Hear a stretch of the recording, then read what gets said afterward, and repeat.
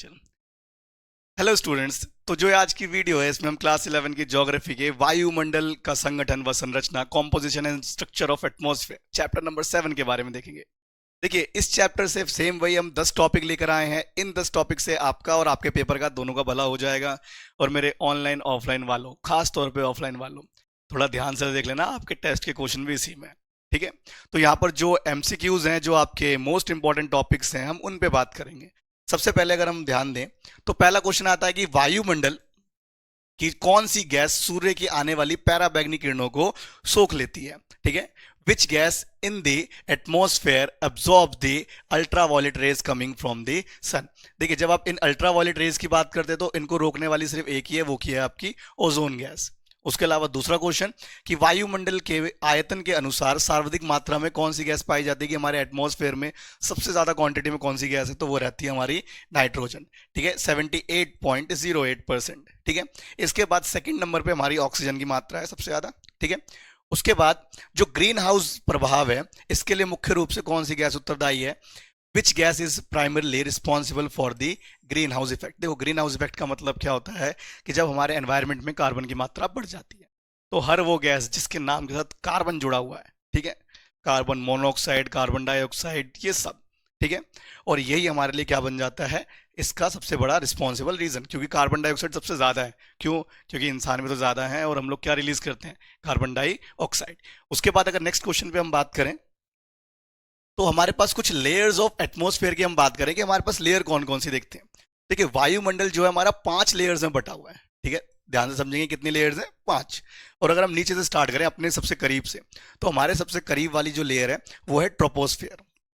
ठीक है, ट्रोपोस्फेयर जिसे आप शोभ मंडल के नाम से भी जानते हो, और हमारे लिए बेसिकली यही इस्तेमाल होती है।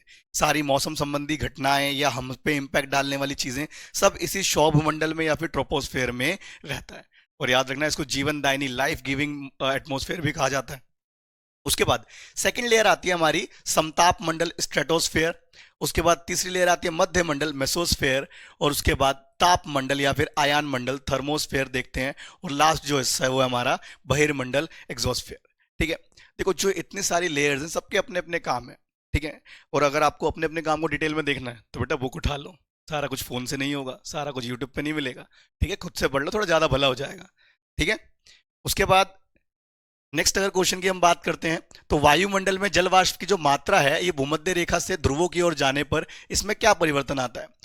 How does the amount of water vapour in the atmosphere change as you move from the equator towards the poles. यानी कि अगर आप पृथ्वी पे, ठीक है, भूमध्य रेखा से चाहे आप नॉर्थ पोल चले जाओ, भूमध्य रेखा से चाहे साउथ पोल चले जाओ, तो इसमें क्या होगा, जल वाष्प की मात्रा बेटा घटेगी।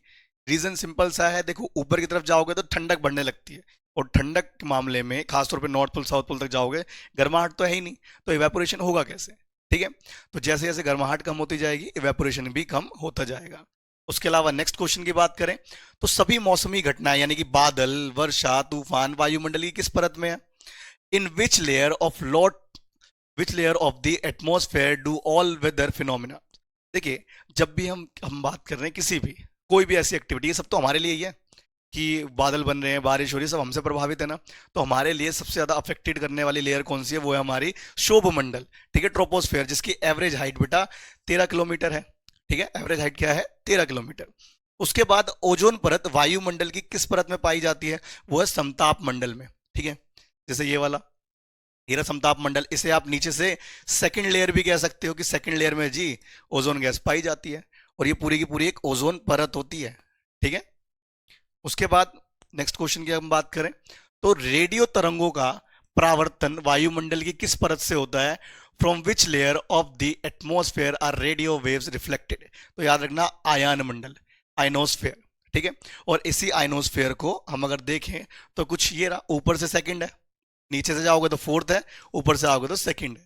ठीक है, और इसी को थर्मोस्फेयर या फिर तापमंडल भी बोला जाता है। उसके बाद अगर हम बात करें तो हमारे पास जो अगला टॉपिक रहता है वो रहता है कि वायुमंडल की सबसे ऊपर की परत, सबसे आउटर खत्म है जहां पे, तो वो है हमारा बाह्यमंडल, एक्सोस्फेयर। ठीक है, 9th क्वेश्चन में वायुमंडल की किस परत में ऊंचाई के साथ तापमान बढ़ता है। ठीक है, बेसिक याद रखना, अगर आप शोभ मंडल में हो या फिर अपने आसपास देखोगे तो हाइट के साथ जो आपका टेम्परेचर है वो धीरे धीरे क्या होगा, कम होता जाएगा। लेकिन समताप मंडल स्ट्रेटोस्फेयर एक ऐसी जगह है जहां से आप हाइट के साथ जाओगे वहां पर तापमान बढ़ना चालू हो जाएगा। ठीक है, तो जवाब है इसका समताप मंडल यानी स्ट्रेटोस्फेयर।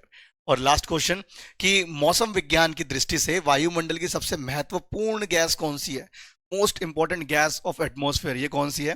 तो बेसिकली इसके लिए हम कार्बन डाइऑक्साइड और इवेपोरेशन दोनों को मानते हैं। ठीक है, देखिए अब बेटा एक चीज याद रखिएगा, जब भी आप पेपर को सॉल्व करने जा रहे हो तो याद रखिएगा आपको रिवर्स से करते हुए आना है।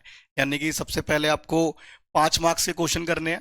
ठीक है, कि आप 5 मार्क्स वाले सबसे पहले निपटा लो, उसके बाद आप आओ 3 नंबर वाले पे, फिर एक आपको पैराग्राफ जो आया है वो पैराग्राफ करो, और उसके बाद कोशिश करिएगा कि जो आपकी शीट है उस पर एक ही साइड पर, चाहे 2 हिस्सों में कर लीजिएगा लाइन मार के, यहाँ पर आपके सारे 1 मार्कर जो है वो हो जाने चाहिए। ठीक है, और स्टार्टिंग का जो बेटा आपका 15 मिनट का टाइम रहेगा ना, उस 15 मिनट को यूटिलाइज करने का सबसे सिंपल तरीका है कि आप अपने मैप्स को सॉल्व कर लो।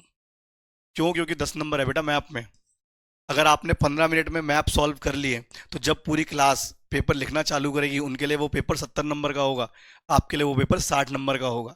और अगर आप इन 15 मिनट में अगर इसको वेस्ट करना चाहते हो तो जाओ क्वेश्चन रीड करो, क्योंकि अगर क्वेश्चन एक आधा भी आड़ा टेढ़ा आ गया बेटा फिर क्या कर लोगे वहां बैठे बैठे, कुछ बिगाड़ लोगे किसी का। ठीक है, तो उसमें कुछ बदलाव कर नहीं सकते। उल्टा अगर कुछ मुश्किल वाला आ गया तो बेटा कॉन्फिडेंस वैसे ही खत्म हो जाएगा। इसीलिए कॉन्फिडेंस खत्म करने से अच्छा है पहले 10 नंबर अपने मैप के पक्के कर लो और उसके बाद चीज़ों को करने बैठो। ठीक है, थोड़ा स्मार्ट बनो और हमारे चैनल पर जुड़े रहो। धन्यवाद।